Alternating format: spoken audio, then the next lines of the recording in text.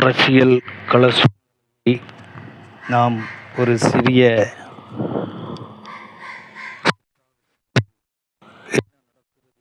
என்பதை நாம் பார்ப்போம்.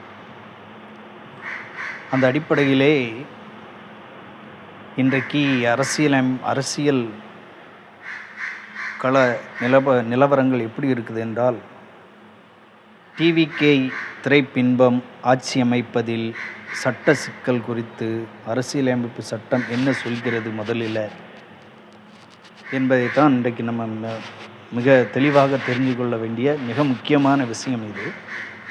அதாவது, இன்றைக்கி நடந்து முடிந்த சட்டசபை தேர்தலில் யாருக்கும் பெரும்பான்மை மெஜாரிட்டி இல்லை.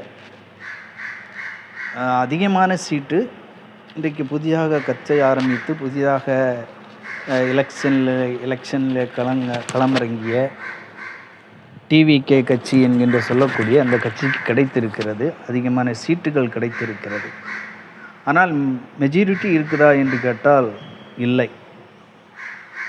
தனிப்பெரும்பான்மை இருக்குதா என்று கேட்டால் இல்லை. இப்போ அப்படிப்பட்ட சூழ்நிலையில் இதனை குறித்து அரசியலமைப்பு சட்டம் என்ன சொல்கிறது என்கின்ற விஷயத்தை நாம் விளங்கிக் கொள்ள வேண்டும். அது மிக முக்கியமானது. இப்போ இன்றைக்கு பெரும்பான்மை இல்லை, எந்த கட்சிக்கும் இல்லை, டிவிகேக்கும் இல்லை, ஏடிஎம்கேக்கும் இல்லை, டிஎம்கேக்கும் இல்லை. தொன்று தொட்டு காலங்காலமாக கிட்டத்தட்ட 75 ஆண்டுகளாக தமிழ்நாட்டை கட்டுக்காத்து தமிழ்நாட்டில் உள்ள அனைத்து துறைகளையும் முன்னேற செய்த 2 மிகப்பெரிய ஆளுமை கட்சிகளான டிஎம்கேயும் ஏடிஎம்கேயும் பின்தள்ளப்பட்டு இருக்கிறது என்பது ஒரு மிகப்பெரிய வருத்தம். இருந்தபோதிலும் இன்றைய மக்கள் இப்படிப்பட்ட ஒரு நிலைக்கு போய் தமிழ்நாட்டை ஆக்கிவிட்டார்களே, கொண்டு வந்து விட்டார்களே என்பது மற்றொரு வருத்தம். அறியாமையில் நம் தமிழ் மக்கள் உழண்டு கொண்டு இருக்கிறார்களே என்பது இன்னொரு வருத்தம். இப்படி பல வருத்தங்கள் இருந்தாலும் இதுக்கு அரசியலமைப்பு சட்டம் என்ன சொல்கிறது? இந்த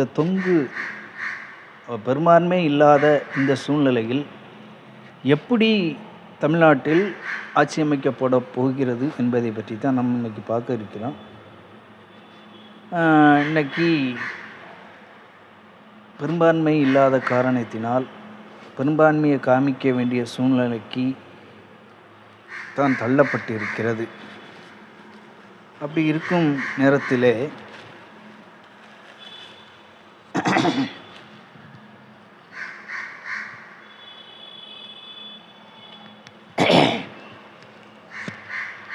அதாவது இந்த சூழ்நிலையில் அதிகமான சீட்டு யார்கிட்ட இருக்கிறதோ, இல்லை மிகப்பெரிய கூட்டணி கட்சி ஏதோ, அதை ஆளுநர் அரசமைக்க அழைப்பார். அப்படி அழைக்கும் பட்சத்தில் அசெம்பிளியில், அதாவது சட்டமன்றத்தில் மெஜாரிட்டியை காட்ட வேண்டும் என்பது கண்டிஷனாக இடப்படும். ஆளுநருடைய கண்டிஷனாக இருக்கும். உதாரணத்துக்கு இப்போ உங்களுக்கு நல்ல தெளிவாக சொல்லமான போலார் டெஸ்ட் என்று சொல்வது மெஜாரிட்டியை காட்டணும். இன்றைக்கி இந்த டிவிகே கட்சி 107 சீட்டு கையில் வைத்திருக்கிறது. அவர்களுக்கு 118 சீட்டு தேவை. இந்த பாக்கியுள்ள சீட்டை அவர்கள் ஒரு குறிப்பிட்ட காலத்தில் இந்த போலார் டெஸ்ட் என்கின்ற இந்த காலங்களிலே அவர் நிரூபித்து காட்ட வேண்டும். அசெம்பிளியில் 244 தொகுதிகளில் 118 எம்எல்ஏ ஆதரவு தேவை. இதை நிகழ்த்தி காட்ட வேண்டும் குறிப்பிட்ட காலங்களில். அந்த குறிப்பிட்ட காலங்களில் அப்படி அவர்களுக்கு அந்த 108 எம்எல்ஏக்கள் ஆதரவு இல்லை என்று சொன்னால், அடுத்த பெரிய கட்சி கொலாப்ஷன் கவர்மெண்ட் அடுத்து இருக்கக்கூடிய டிஎம்கே ஏடிஎம்கே போன்ற கட்சிகள் ஒன்றாக இணைந்து அவர்களை அவர்கள் ஆட்சி அமைத்து கொள்ள சட்டத்தில் இடம் இருக்கிறது. அவர்களும் அதற்கு ஒற்றுவரவில்லை என்று சொன்னால் அடுத்த ஸ்டெப்பு என்ன அப்படின்னு சொன்னால், அடுத்த ஸ்டெப்பு தான் முக்கியமான சட்டத்தினுடைய ஆர்டிக்கல் அடிப்படையில் வரக்கூடிய விஷயம். இந்த சூழ்நிலை ஏற்படவில்லை என்று சொன்னால் அடுத்தபடியாக அந்த நிலவர யார் கைக்கு போகும் என்றால் பிரசிடென்ட் ஆஃப் இந்தியா, இந்தியாவினுடைய ஜனாதிபதி கைக்கு போகும். அவங்க பிரசிடென்ட் ஆஃப் ரூல் ஆர்டிக்கல் 356 என்று சொல்லக்கூடிய அந்த செக்ஷன் அடிப்படையில் ஜனாதிபதியினுடைய ரூல் ஆர்டிக்கல் 356 கட்டுப்பாட்டின்படி ஜனாதிபதி ஆட்சி நடக்கும். இந்த 356 சட்டம் கையில் எடுக்கப்பட்டு விட்டாலே ஜனாதிபதி ஆட்சி தான் நடக்கும். அப்படி ஜனாதிபதி ஆட்சி ஒரு குறிப்பிட்ட காலங்களுக்கு நடக்கும். அதன் பின்பு மீண்டும் தேர்தல், ஒரு குறிப்பிட்ட காலத்திற்கு பிறகு தேர்தல், மீண்டும் ரீஎலெக்ஷன் நடக்கும். இதுதான் இன்றைக்கு தமிழ்நாட்டில் நிலவிக் கொண்டிருக்க அரசியல் கட்சிகளுக்கு உண்டான அரசியலமைப்பு சட்டம், இந்திய அரசியலமைப்பு சட்டம் நமக்கு காட்டி தந்திருக்கின்ற வழி. இன்றைக்கு இதுதான் சட்டமாக செயல்படுத்த முடியும். வேறு எதையும், எந்த விஷயத்திலும் யாராலையும் எதையும் செயல்படுத்த முடியாது. அப்படிப்பட்ட சூழ்நிலையிலே டிவிகே திரைப்பின்பம் ஆட்சி அமைப்பதில் மிகப்பெரிய சட்டத்தில் இது குறித்து அரசியலமைப்பு சட்டம் புள்ளி விவரங்களை நாம் சொல்லிவிட்டோம். 118 சீட்டு இருந்தால் தான் ஆட்சி அமைக்க முடியும் என்கின்ற விஷயத்தை நாம் பார்த்துவிட்டோம். சரி, அந்த 118 சீட்டு இன்றைக்கி காங்கிரஸ் உள்பட திமுகவின் முதுவிலே குத்திவிட்டு அவர்கள் நன்றி கெட்ட தினமாக டிவிகேயோடு போய் சேர்ந்திருக்கிறார்கள். அது போக இன்னும் 6-7 சீட்டோ அவர்களுக்கு தேவைப்படுகிறது. ஆனால் மத்தியில் இருக்கக்கூடிய மோடி போட்ட திட்டம் வேற, இன்றைக்கு நடந்து கொண்டு இருக்கிறது வேற. எடப்பாடி எதிர்ப்பு நிலை. இதற்கு காரணம் என்னவென்றால்,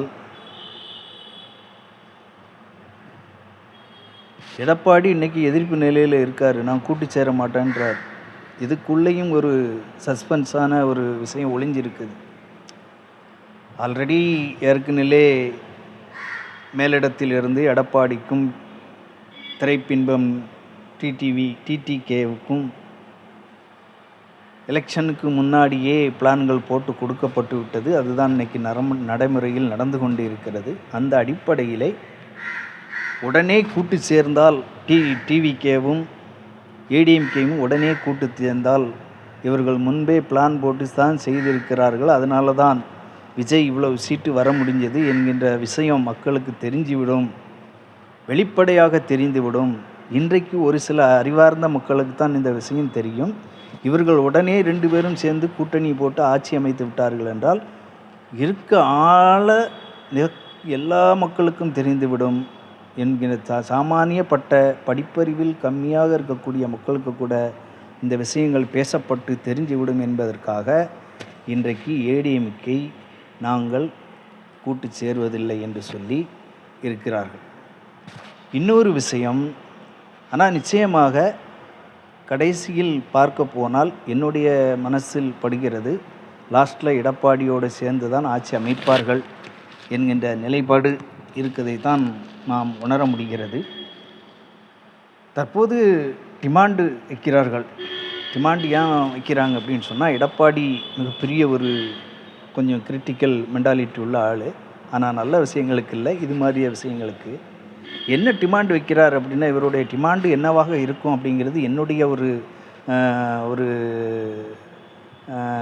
என்னுடைய உள்ளத்தில் தோன்றுகின்ற ஒரு விஷயமாக வைத்துக்கொள்வோம்.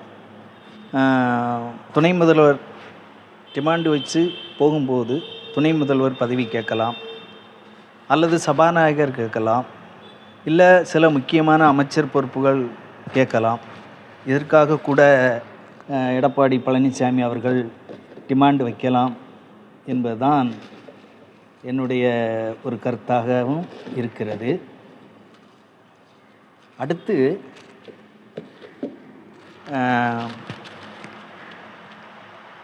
ஏடிஎம்கே கூட்டணி சேர்ந்து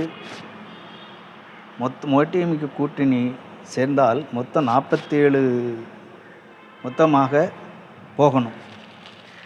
ஏடிஎம்கே கூட்டணி சேர்ந்து 47 சீட்டு இருக்குது. இந்த 47 சீட்டும் ஒட்டுமொத்தமாக மனப்பூர்வமாக போனால் அது பிரச்சனை இல்லை என்றால் 2/3 பங்கு ஏடிஎம்கேயிலிருந்து போனால்தான் அவர்கள் விஜய் இந்த திரைப்பின்பத்தினுடைய கட்சி ஆட்சி அமைக்க முடியும். அப்படி இடைப்பாடியோட சம்மதம் இல்லாமல் குறைஞ்சபட்சம் 47ல் 2 பங்கு எம்எல்ஏக்கள் போனால் தான் அவங்க ஆட்சி அமைக்க முடியும். அப்படி இல்லாமல் இப்போதைக்கு தேவை 7ஓ 8ஓ சீட்டோ ஏடிஎம்கேயிலிருந்து பிரிஞ்சு போனால் அவர்களுடைய எம்எல்ஏ பதவி இந்திய அரசியல் கான்ஸ்டிடியூஷன் சட்டத்தின் அடிப்படையில் அவர்களுடைய எம்எல்ஏ பதவி ரத்து செய்யப்படும். ஆகையினால் அவர்கள் போனால் ஒட்டுமொத்தமாக 47 எம்எல்ஏக்களும் ஒரு மனதோடு போய் கூட்டணி சேர்க்க வேண்டும். இல்லை என்று சொன்னால் குறைந்தது 32 எம்எல்ஏக்களாவது இருக்க வேண்டும். 30 எம்எல்ஏக்கள் போனால் கூட அவர்களுடைய சீட்டு பறிக்கப்படும் என்பதுதான் சட்டம். இப்போ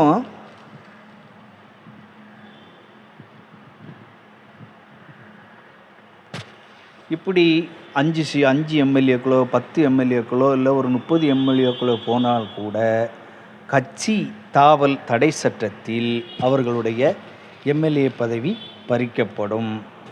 அடுத்தது பாட்டாளி மக்கள் கட்சி அன்புமணி ராமதாஸ் போகலாம். ஏன்னா அவங்க கட்சியில் எத்தனை சீட்டு இருக்குது என்பது கூட நமக்கு சரியாக தெரியாது. ஆனால் அவங்க போகலாம்.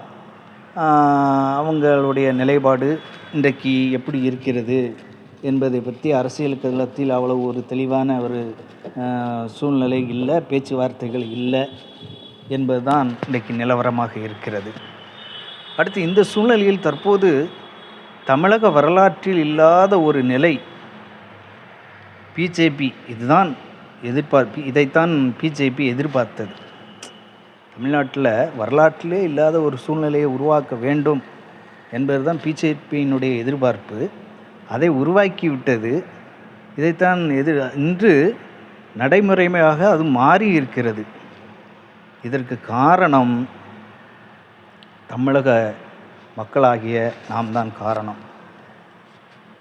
என்ன காரணம்? ஏன் நம்மளது காரணம்? நாங்கள் என்ன தவறு செஞ்சோம்?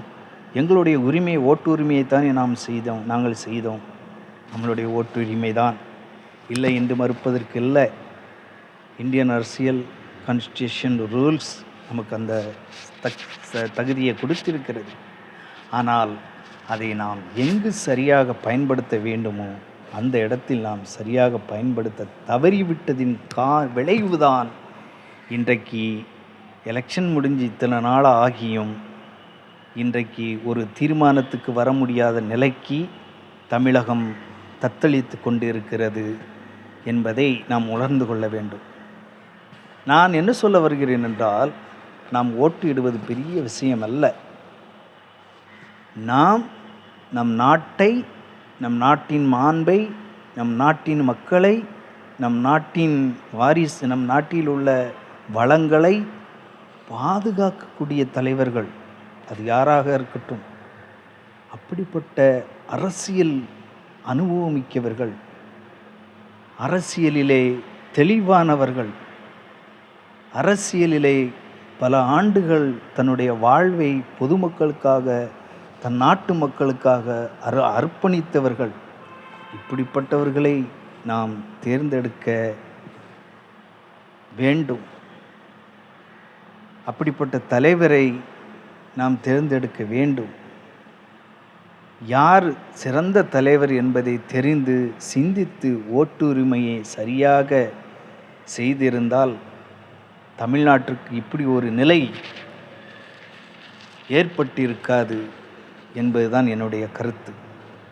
இரண்டாவது, தமிழகத்தில் 75 வருட காலங்களுக்கு மேல் திராவிட கழகங்கள் தான் ஆண்டது.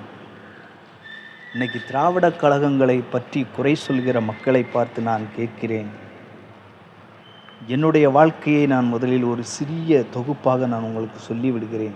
நான் பிறந்தது மிகப்பெரிய ஒரு ஏழ்மையான குடும்பத்தில். என்னை படிக்க வைப்பதற்கு கூட ஒரு பொருளாதார சூழ்நிலை இல்லாத குடும்பத்தில் தான் நான் பிறந்தேன். ஆனாலும் நான் என்னுடைய சொந்த முயற்சியினால் நான் கேரளாவுக்கு சென்று என்னால் முடிந்தவரை இன்றைக்கு இந்த இடத்திலிருந்து ஒரு அரசியலை இந்தியாவினுடைய அரசியலை பேசுகிற அளவிற்கு நான் கல்வி கற்று உயர்ந்த ஒரு சிந்தனையில் நான் இருக்கிறேன் என்று சொன்னால் அது எனக்கு திராவிட கழகங்கள் செய்த மிகப்பெரிய ஒரு பாக்கியம் என்று தான் சொல்வேன். நான் ஹாஸ்டலில் தங்கி படித்த நிலை உண்டு. வீட்டில் வசதி வாய்ப்பு இல்லாமல் உணவுக்கு கூட கஷ்டமான நிலைகளிலே, அப்படிப்பட்ட சூழ்நிலையிலே 80-90களிலெல்லாம் எப்படி நாம் குடும்பங்கள் கஷ்டப்பட்டிருப்போம் என்பதை அறிந்தவர்கள் நிறையாக இருப்பீர்கள். அப்படி கஷ்டப்பட்டு என்னால் முடிந்த அளவு ஒரு கல்வியை கற்றேன்.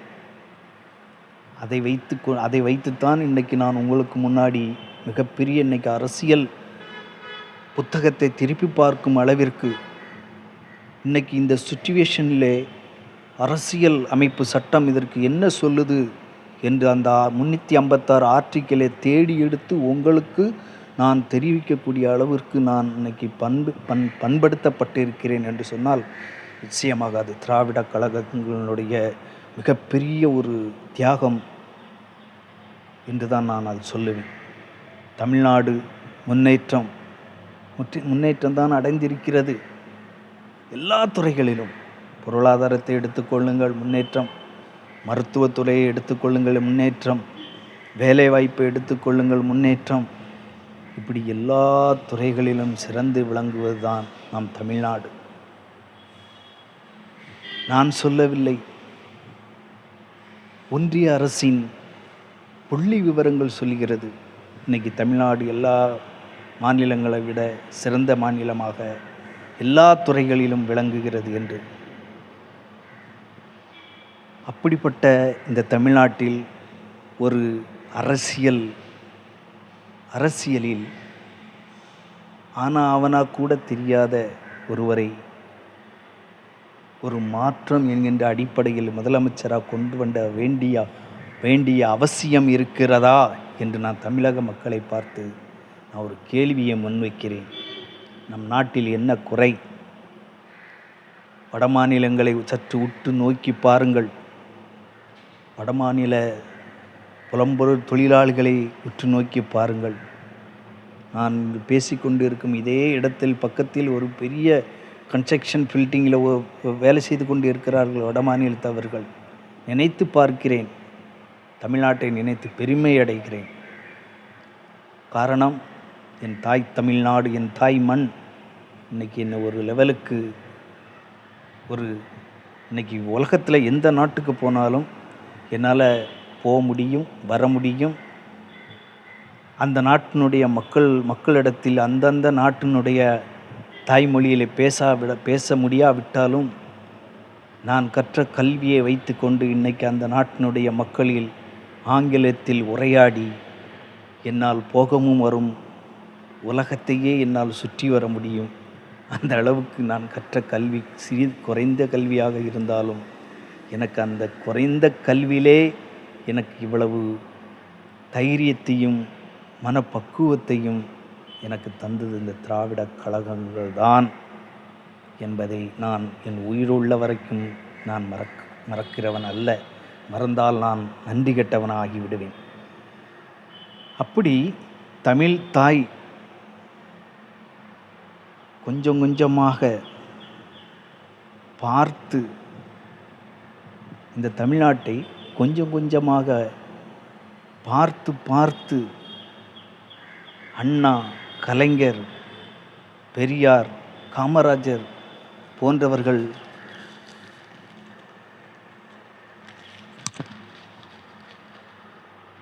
போன்றவர்கள் நாட்டை முன்னேற்ற பாதையிலே வைத்திருக்கிறார்கள். எந்த அளவுக்கு என்றால், ஒரு சிற்பி எப்படி ஒரு கல்லை அவன் என்ன வடிவில் அதை செருக்கி எடுத்து அதை ஒரு பிம்பமாக உருவாக்க நினைக்கிறானோ, அந்த அடிப்படையிலே இந்த நாட்டை அண்ணாவும் கலைஞரும் பெரியாரும் காமராஜரும் போன்ற மூத்த தலைவர்கள் இந்த நாட்டை செதுக்கி எடுத்து ஒரு பக்குவப்படுத்தி இன்னைக்கு நம்மளை உலகத்திலே, அதுவும் இந்தியாவிலே மார்தட்டி கொள்ளக்கூடிய அளவுக்கு தமிழர்கள் கல்வி அறிவிலும் பொருளாதாரத்திலும் எல்லா விதத்திலும் முன்னோங்கி இருக்கிறார்கள் என்கின்ற அடிப்படையிலே இன்றைக்கு ஆண்ட தமிழக முதல்வர் மு.க.ஸ்டாலின் அவர்கள் செய்த சாதனையெல்லாம் சொல்வதற்கு எனக்கு நேரம் இல்லை. அது இன்னொரு காணொளியிலே நான் உங்களுக்கு சொல்கிறேன். அப்படி இந்த நாட்டை பண்படுத்தி கொண்டு வைத்தார்கள். இன்றைக்கு ஒரே ஒரு நேரத்தில் புலம்பெயர்ந்த தொழிலாளிகளாக நம் தமிழர்கள் அண்டை நாடுகளாகிய கேரளாவுக்கும் கர்நாடகாவுக்கும் சென்று அண்டை மாநில கூலி தொழில்கள் செய்தார்கள். அந்த நிலை மாறி இன்றைக்கு வடமாநில மக்கள் புலம்பெயர்ந்து வந்து தமிழகத்தில் கூலி தொழில் செய்து பிழைக்கிறார்கள். பல குடும்பங்கள் தமிழ்நாட்டில் இன்றைக்கு வாழ்கிறது. அப்படிப்பட்ட ஒரு தமிழ்நாட்டை உருவாக்கி தந்த நம் முன்னோர்கள், நம்மளுடைய மூத்த தலைவர்கள் இன்றைக்கு ஆட்சியில் இருந்த வாழ வைத்த வந்தவர்களை வாழ வைக்கக்கூடிய இந்த தமிழ்நாட்டை உருவாக்கினார்கள். அதேபோல் இன்றைக்கு ஆட்சி நடத்திய தமிழக முதல்வர் மு.க.ஸ்டாலின் அவர்களும் அதை கொஞ்சம் கூட சலிப்பில்லாமல் அவர்களுக்கு ஒருபடி மேலே சென்று இன்றைக்கு தமிழ்நாட்டை முன்னேற்ற பாதையில் கொண்டு சென்றிருக்கிறார்கள் என்பதில் எந்த மாற்று கருத்தும் இல்லை. ஆட்சி மாற்றம் தேவையா என்பதை நாம் சற்று சிந்தித்து உணர வேண்டும். அந்த அடிப்படையிலே இன்னைக்கு நம்மளுடைய சூழ்நிலை இருக்கிறது என்பதை நாம் சிந்திக்க மறந்தவர்களாக ஆகிவிட்டோம். அண்டை மாநிலம் கேரளா மக்கள் படித்தவர்கள், அண்டை மாநிலமாகிய கேரளா மக்கள் படித்தவர்கள், அவர்கள் இந்தியாவிலே நம்பர் 1 கல்வி அறிவை பெற்றவர்கள்.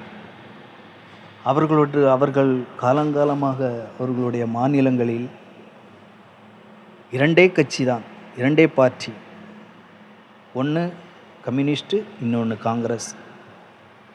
அந்த மக்கள் 5 வருஷம் காங்கிரஸ் என்றால் 5 வருஷம் கம்யூனிஸ்ட், இப்படித்தான் காலங்களாக மாறியிருந்தது.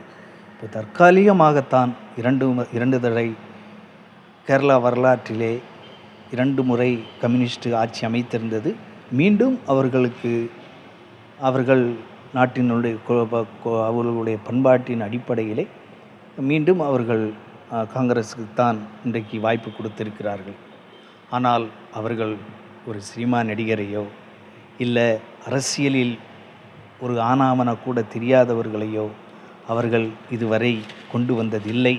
அந்த ஒரு மிகப்பெரிய ஒரு நிலை தமிழ்நாட்டில் தான் இருக்கிறது. அந்த ஒரு நிலை என்பதை நாம் நன்றாக விளங்கி கொள்ள வேண்டும். சிலர் இன்னைக்கு திரைப்பிம்பம் டிவிகே தலைவரையும் முன்னாள் முதலமைச்சர் மறைந்து சென்ற எம்ஜிஆரையும் ஈடுபடுத்தி பேசுகிறார்கள். எம்ஜிஆரினுடைய அரசியல் வாழ்க்கையில் பல முரண்பாடுகள் விஷயங்கள் இருந்தாலும், ஆனாலும் அவர் டிஎம்கேயில் இருந்து அரசியலை தெரிந்து அரசியலை கற்று படித்து அதன் பின்பு அவர் தனி கட்சி ஆரம்பித்தார். அது வரலாறு. இதுவரையும் எந்த சினிமா துறையை சேர்ந்தவர்களும் சேர்க்கப்படவில்லை கேரளாவில். அவர்களுக்கு அப்படிப்பட்ட வாய்ப்பையும் கொடுக்கப்படவில்லை. தமிழகத்தில் தற்போது அந்த விஷயத்தில்தான் தடுமாற்றமாகிவிட்டார்கள் மக்கள் என்று தான் நான் சொல்ல வேண்டும். எல்லோரும் இல்லை, சில மக்கள், புது ஓட்டர்கள், நடுத்தர மக்கள், இப்படிப்பட்டவர்கள் இன்னைக்கு ஒரு தடுமாற்றமான சூழ்நிலைக்கு தள்ளப்பட்டு இருக்கிறார்கள்.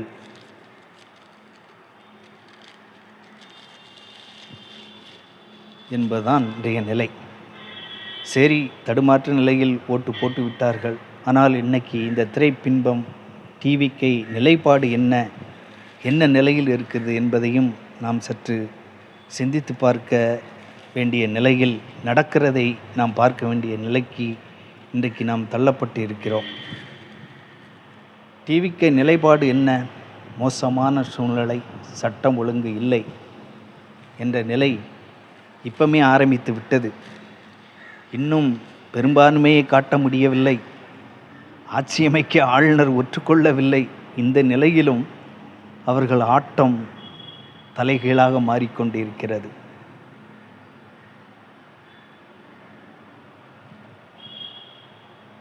தலைவிரித்து ஆடுகிறார்கள்.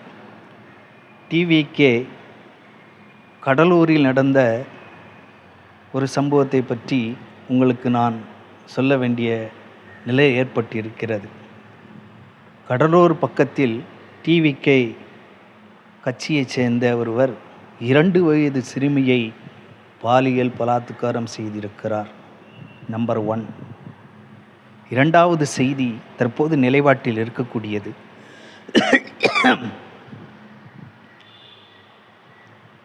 தஞ்சாவூரிலே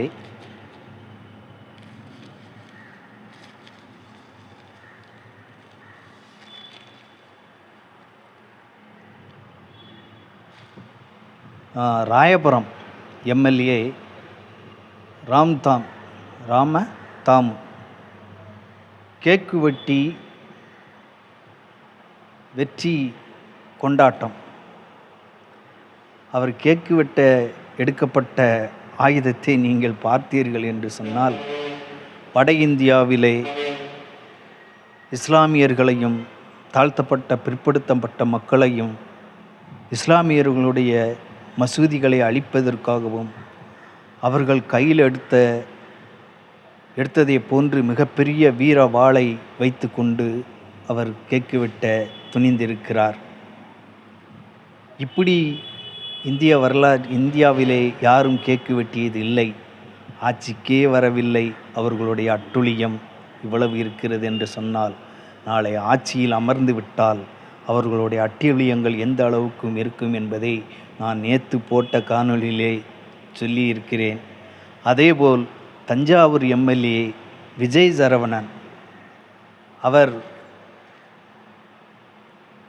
என்ன செய்திருக்கிறார் தெரியுமா? வெற்றியடைந்த வெற்றி விழாவை கொண்டாடும் வகையில்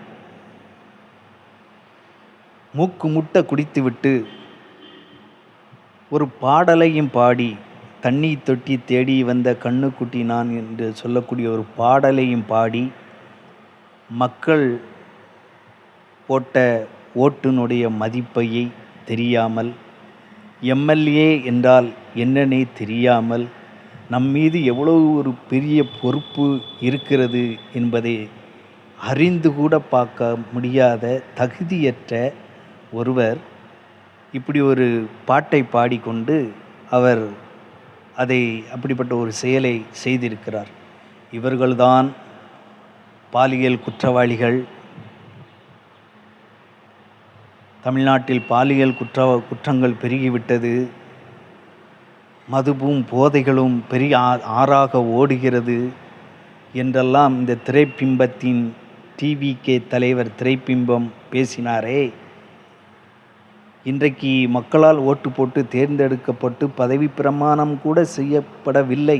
ஆனால் உங்களுடைய தொண்டர்கள், உங்களுடைய எம்எல்ஏக்கள் இன்னைக்கு என்ன நிலைப்பாட்டில் இருக்கிறார்கள்? நீங்கள் வெட்கப்பட வேண்டாமா? வேதனைப்பட வேண்டாமா? வெக்கி தலகுனிய வேண்டாமா? கடந்த தமிழக முதல்வரை நீங்கள் கேட்ட கேள்வியை இன்னைக்கு தன்னைத்தானே நீங்கள் உங்களை கேட்டுக்கொண்டு வெக்கி தலகுனிய வேண்டாமா? அந்த ரோசமெல்லாம் உங்களுக்கு இருக்குதா என்று இந்த டிவிகே திரை பின்பத்தை பார்த்து நான் கேள்வியாக வைக்கிறேன். அடுத்தபடியாக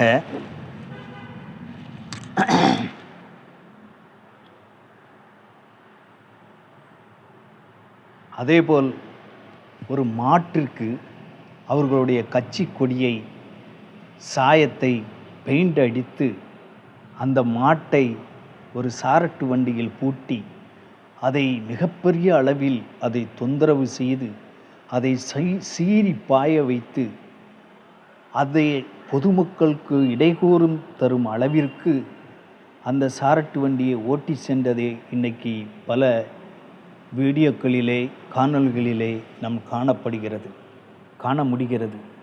அப்படியானால் இந்த ப்ளூ கிராஸ் என்று சொல்லக்கூடிய வாயில்லா ஜீவிகளை தொந்தரவு செய்யக்கூடாது என்கின்ற சட்டத்தை கையிலே வைத்திருக்கக்கூடிய இந்த நிறுவனம் என்ன செய்து கொண்டு இருக்கிறது என்ற கேள்வியை அந்த விலங்குகள் வதைப்பு சட்டத்தின் அமைப்புகளை பார்த்து நான் கேள்வியாக முன்வைக்கிறேன். அடுத்ததாக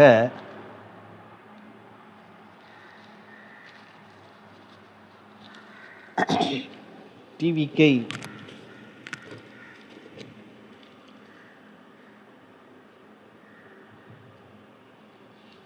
டிவிகே திரைப்பின்பத்திற்கும் இப்படியெல்லாம் ஆட்சியில் அமர்வதற்கு முன்னாடி நீங்கள் அட்டூழியம் செய்கிறீர்களே, இதுதான் உங்களுடைய நிலைப்பாடா என்று டிவிகே திரைப்பின்பத்திற்கு நான் என்னுடைய கேள்வியை முன்வைக்கிறேன்.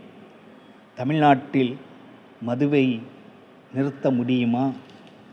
நீங்கள் நாளைக்கு ஆட்சிக்கு வந்தாலும் தமிழ்நாட்டில் மதுவை உங்களால் நிறுத்திவிட முடியுமா? நாளைக்கு நீங்கள் ஆட்சி அமைத்துவிட்டு தமிழ்நாட்டில் உங்களால் மதுவை நிறுத்திவிட முடியுமா? மதுபான கடைகளை ஒட்டுமொத்தமாக உங்களால் அடைத்துவிட முடியுமா? உலகமே இன்றைக்கு மதுவில் மயங்கி கிடக்கிறது. என்னுடைய வயசுக்கு, என்னுடைய கல்விக்கு நானும் எத்தனையோ நாடுகளை சுற்றி பார்த்து வந்து விட்டேன். அத்தனை நாடுகளும் போதையிலே கொந்தளித்து கொண்டு இருக்கிறது. போதை ஒரு வாழ்க்கை முறையாக இன்றைக்கு அமெரிக்கா போன்ற நாடுகள் நாம் உணவருந்தும் போது தண்ணீர் குடிப்பதைப் போல அவர்கள் உணவருந்துகிற நேரத்தில் அவர்கள் போதைப் பொருளை ஒரு உணவுப் பொருளாகவே ஆக்கி கொண்டார்கள். அப்படிப்பட்ட நிலைதான் இன்னைக்கு உலகம் போய்கொண்டு இருக்கிறது. ஆனால் சாராயம் இருப்பது நல்லது என்று நான் சொல்லவில்லை, அதை வரவேற்கவில்லை, தடை செய்யப்பட வேண்டும் தான். ஆனால் இன்றைக்கு ஆட்சியே அமைக்கப்படுவதற்கு முன்னாடி உங்களுடைய எம்எல்ஏ செய்திருக்கிறார்களே, திரைப்பின்பத்தின் வழிவந்த டிவிகே தலைவரே, இதற்கு பதில் என்ன? அப்படியானால் உலகத்திலே மதுபானத்தை நிறுத்த வேண்டும் என்று சொன்னால் ஒவ்வொரு மனிதனும் தனிப்பட்ட முறையிலே அதை வெறுத்து ஒதுக்கினாலே ஒழிய நிச்சயமாக எப்படிப்பட்ட ஆட்சியாளர் வந்தாலும் நிச்சயமாக அதை நிறுத்த முடியாது. உலகம் இன்று மதுவில் கடலில் தோணி மிதப்பதைப் போல் உலகத்தில் உள்ள ஒட்டுமொத்த மக்களும் இன்னைக்கு மதுவில் மிதந்து கொண்டு இருக்கிறார்கள். எப்படி? கடலில் தோணிகள் மிதப்பதைப் போல மதுவில் ஒட்டுமொத்த உலக மக்களும் இன்னைக்கு மிதந்து கொண்டு இருக்கிறார்கள் என்பதை திரைப்பின்பத்தின் வழியாக வந்த டிவிகே உணர்ந்து கொள்ள வேண்டும். கட்சியும் கட்சி தலைவரும் தொண்டர்களும் உணர்ந்து கொள்ள வேண்டும். வருங்காலத்தில் உங்கள் ஆட்சி எப்படி இருக்கப் போகிறது என்பதை நாங்கள் பார்க்கத்தானே போகிறோம். ஆக இப்படி இதையும் யாராலையும் தடுக்க முடியாது. எந்த நாடும் இப்படிப்பட்ட ஆட்சியாளராக இருந்தாலும் தடுக்க முடியாது. டிவிகே திரைப்பின்பம் மட்டும் விதிவிலக்கா? இல்லை. அது திரைப்பின்பம் மதுப்பிரியரா? நான் கேட்கிறேன். அந்த திரைப்பின்பம் மட்டும் விதிவிலக்கா? நீங்களும் ஒரு மதுப்பிரியர் தானே? இது உண்மையா இல்லை என்பது எனக்கு தெரியவில்லை. நீங்களும் ஒரு மதுப்பிரியர்கள்தான் என்பதை நான் கேள்விப்பட்டிருக்கிறேன். அதேபோல் ஒரு வன்கொடுமை, ஒரு ஆட்டை மிருகத்தனமாக சித்திரவதை செய்து கடு செயல் செய்திருக்கிறார்கள், பயங்கரமான கொலை செய்திருக்கிறார்கள். எப்படி என்று சொன்னால், ஒரு ஆட்டை கொண்டு வந்து நடு ரோட்டில் பொதுமக்களுக்கு இடையூறு விளைவிக்கும் விதத்தில் ஒரு ஆட்டை கொண்டு வந்து நடு ரோட்டில் வெட்டி அதை கொலை செய்து தீவிரவாதம் செய்திருக்கிறார்கள் என்றுதான் சொல்ல வேண்டும். இது ஒரு மனிதனை இப்படி வெட்டி கொண்டால் மட்டும்தான் கொலை குற்றம் அல்ல. இது விலங்குகள் சட்டத்தின் அடிப்படையில் ஒரு மிருகத்தை, ஒரு வாயில்லாத ஜீவனை இப்படி செய்வதும், விலங்கியல் சட்டத்தின் அடிப்படையில் அவர்கள் மேல் தக்க நடவடிக்கை எடுக்கப்பட வேண்டும். இந்த விலங்கியல் சட்ட நிறுவனர் இதற்கு என்ன பதில் சொல்லப் போகிறார் என்பதை நான் தமிழ்நாட்டு மக்களின் சார்பாகவும் என் சார்பாகவும் நான் முன்வைக்கிறேன். ஆக அதே போன்று வேளாங்கண்ணி அந்த கிறிஸ்துவ சகோதரர்களுடைய இறை இல்லங்களில் வழிபாட்டு ஸ்தலங்களுக்கு உள்ளே போய் அங்கே சென்று அமைதியாக அந்த மக்கள் அவர்கள் வணங்கக்கூடிய இறைவனிடத்தில் அவர்களுடைய தேவைகளை கேட்பார்கள். அங்கே போய் நின்று கொண்டு டிவிகே என்று சொல்லி மன அமைதிக்காக சில மக்கள் போய் வரக்கூடிய அந்த கிறிஸ்துவ மக்களினுடைய நம்பிக்கைக்குரிய இடமான வேளாங்கண்ணியை சீர்குலைத்திருக்கிறார்கள், அங்கே போய் அட்டுழியங்கள் செய்திருக்கிறார்கள் என்பதை நான் இந்த திரைப்பின்பம் டிவிகேக்கு கேள்வியாக வைத்திருக்கிறேன். டிவிகே தலைவருக்கு கேள்வியாக வைக்கிறேன். இதுதான் உங்களுடைய ஆட்சி தொடர்ந்தாலும் இதுபோல இதை காட்டிலும் மோசமாகத்தான் இருக்குமா, இல்லை இதுதான் உங்களுடைய ஆட்சி முறையா, லட்சணமா என்ற கேள்வியை நான் முன்வைக்கிறேன். இது எப்படி என்று சொன்னால், திருப்பரங்குன்றத்தில் ஆர்எஸ்எஸ் பிஜேபி சங்க பரிவார கும்பல்கள் எப்படி திருப்பரங்குன்றத்திற்குள் சென்று பாரத் மாதா கே ஜெய் என்று சொன்னார்களோ, அந்த அடிப்படையிலே இன்றைக்கு டிவிகே திரை பின்பத்தின் வழிவந்த டிவிகே கட்சியை சேர்ந்தவர்களும் இப்படிப்பட்ட ஒரு மோசமான நிலையை அங்கே உருவாக்கியிருக்கிறார்கள், செய்திருக்கிறார்கள். இதையெல்லாம் ஒரு நாட்டை ஆள